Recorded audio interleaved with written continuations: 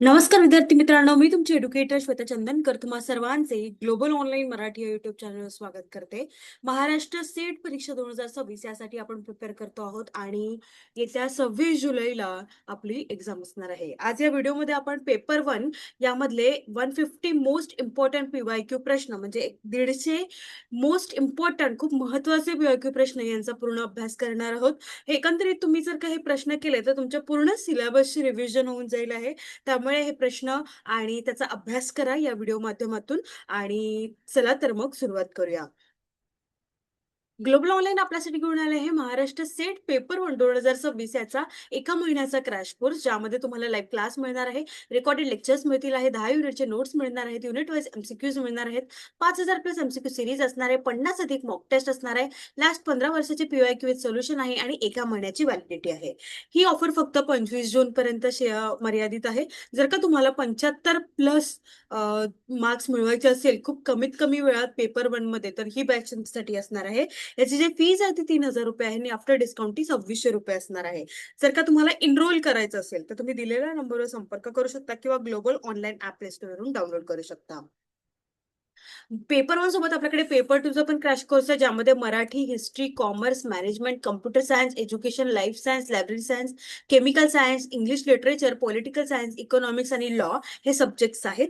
यामध्ये तुम्हाला या बॅचमध्ये एका महिन्याच्या क्रॅश कोर्समध्ये तुम्हाला पेपर 1 फ्री मिळणार आहे. एका महिन्याची व्हॅलिडिटी आहे.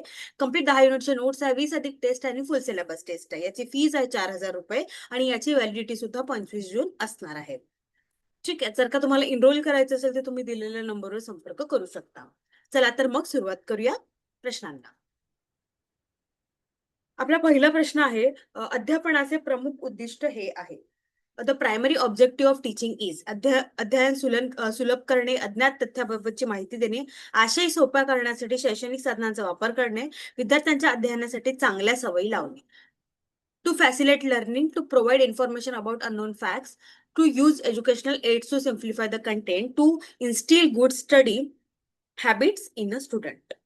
चला सांगा बघू, अध्यापनाचे प्रमुख उद्दिष्ट काय आहे?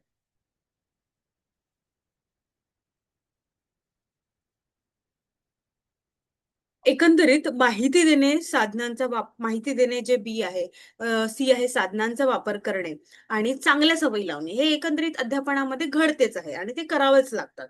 ठीक आहे. हे प्रक्रियेचे भाग असले तरी विद्यार्थ्यांसाठी आपण शिकण्याची प्रक्रिया जी ती सोपी करणे, सुलभ करणे हे महत्वाचे असते आहे. हा, टू फॅसिलिटेट लर्निंग, प्रभावी बनवणे एखादं शिकण्याची प्रक्रिया त्याला सोपी जाईल अशी बनवणे, त्याला सुलभ करण्याच्या तुलनेमध्ये इतर जे आहे ऑप्शन्स ते चुकीचे वाटतात. म्हणजे मी तुम्हाला एकंदरीत सांगितलं होतं, चारही ऑप्शन इथे बरोबर आहे, पण 100% कोणतं बरोबर आहे, कोणतं 90 आहे, कोणतं 80 आहे, कोणतं 70 आहे. ठीक आहे. त्यामुळे जे आहे आपल्याला यातील 100% जे बरोबर आहे ते उत्तर आपल्याला टिक करायला लागते आणि आपलं उत्तर काय असणार आहे? अध्यापनाचे प्रमुख उद्दिष्ट हे त्याचे अध्यापन म्हणजे विद्यार्थ्यांना शिकवण्याचे जे माध्यम आहे प्रभावी आहे, अधिक प्रक्रिया जी आहे ती अधिक सोपी करणे हा महत्वाचा मुद्दा असू शकतो. त्यामुळे आपलं उत्तर असणार आहे ऑप्शन ए. ठीक आहे. त्यानंतर समोरचा प्रश्न आहे, शैक्षणिक अध्ययन कालावधी म्हणजे अकॅडमिक लर्निंग टाइम यावर अवलंबून नसतो. Academic learning time does not depends on content, difficulty level of the content, time spend on learning, students attitude towards learning. आशयाची काठिण्य पातळी, अध्ययनासाठी व्यतीत केलेला कालावधी आणि विद्यार्थ्याची अध्ययन प्रकृती कशावर अवलंबून आहे शैक्षणिक अध्ययन कालावधी, ते आपल्याला विचारलेलं आहे. शैक्षणिक याचा जो कालावधी आहे, शिकवल्या जाणाऱ्या विषयाचे स्वरूप वेळेवर परिणाम नसते, वेळेवर परिणाम करते. तर आशय, ठीक आहे. त्यानंतर आहे आशयाची काठिण्य पातळी, हे कठीण विषय समजून घेण्यात जास्त वेळ लागतो. त्यानंतर अध्ययनासाठी व्यतीत केलेला कालावधी हा थेट वेगळाच भाग आहे. ठीक आहे. पण विद्यार्थ्यांची अभिवृत्ती जी आहे, हे विद्यार्थ्यांची अभिवृत्ती ॲटिट्यूड जो आहे अध्ययनाच्या गुणवत्तेवर, क्वालिटीवर परिणाम करू शकते. परंतु तो कालावधी निश्चित करणारा बाह्य आणि तांत्रिक घटक मानला जात नाही. आपला प्रश्न काय यावर अवलंबून नसतो.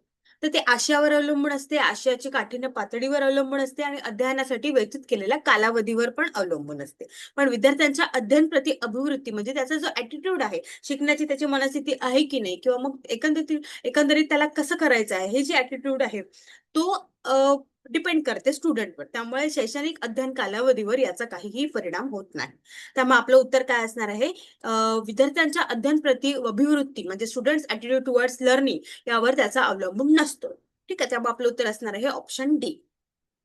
ठीक आहे. ग्लोबल ऑनलाईन आपल्यासाठी घेऊन आले आहे 5,000+ प्रश्नांचा संच याची पुस्तक, ज्यामध्ये तुम्हाला संपूर्ण अभ्यासक्रमावर प्रश्न असणार आहे. गेल्या 2011 ते 2025 यामध्ये यापर्यंतच्या सोडवलेल्या मागील वर्षीच्या प्रश्नपत्रिका आहे. जर का तुम्हाला जास्तीत जास्त प्रश्न कमी कालावधीमध्ये सॉल्व्ह करायचे असेल आणि अभ्यास करायचा असेल तर ही पुस्तक तुमच्यासाठी आहे, जी Amazonवर अवेलेबल असणार आहे आणि 449ला ती अवेलेबल आहे. तर तुम्ही Amazonची लिंक तुम्हाला मी देते आहे, त्यावर तुम्ही ऑर्डर करू शकता किंवा तुम्हाला हवी असेल तर तुम्ही कमेंट नक्की करा. यामध्ये बघा मागील वर्षाच्या प्रश्नपत्रिका आहेत, युनिट वाईज प्रश्नपत्रिका आहे आणि मॉक टेस्ट सुद्धा आहे. त्यामुळे तुम्ही जर का जास्तीत जास्त प्रश्न तुम्हाला अभ्यास करायचा असेल तर ही पुस्तक तुम्ही नक्की विकत घ्या. समोरचा प्रश्न आहे, उत्तम शिक्षकाचा अत्यावश्यक गुणविशेष हा होय. आता मागचे जे 2 प्रश्न झाले ते युनिट 1चा प्रश्न आहे. ठीक आहे, हा सुद्धा युनिट 1चा प्रश्न आहे. And essential quality of a good teacher is excellent subject knowledge, genuine passion for teaching, fluent language, excellent presentation. उत्तम विषय ज्ञान, अध्यापनाची मनापासून आवड, ओघवती भाषा आणि उत्तम सादरीकरण.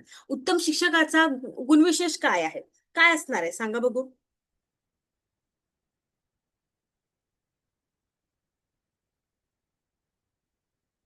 अध्यापनाची मनापासून आवड असणे आवश्यक आहे.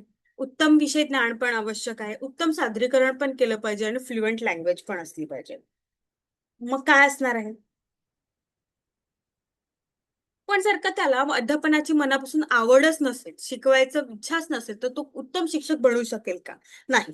त्याला विषयाचे ज्ञान आहे, त्याची भाषा फ्लुएंट आहे, सादरीकरण पण छान करतो, पण त्याला शिकवायची इच्छाच नाहीये, तर तो खरंच शिकवू शकेल का? उत्तम शिक्षक होऊ शकेल का? तर नाही. त्यामुळे आपलं उत्तर काय असणार आहे? ऑप्शन बी असणार आहे. शिक्षकासाठी जे नमूद केलेले आहे, त्यासाठी शिकवण्याची मनापासून आवड ही महत्वाचा गुण आहे. ठीक आहे. त्यामुळे आंतरिक प्रेरणा शिक्षकाला आपले ज्ञान आणि सादरीकरण कौशल्य सतत सुधारण्यास प्रवृत्त करते.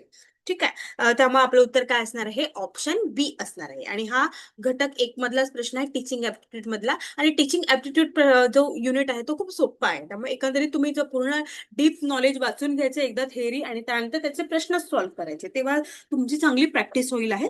ठीक आहे. चला तर मग सॉल्व्ह करूया पुढचा प्रश्न.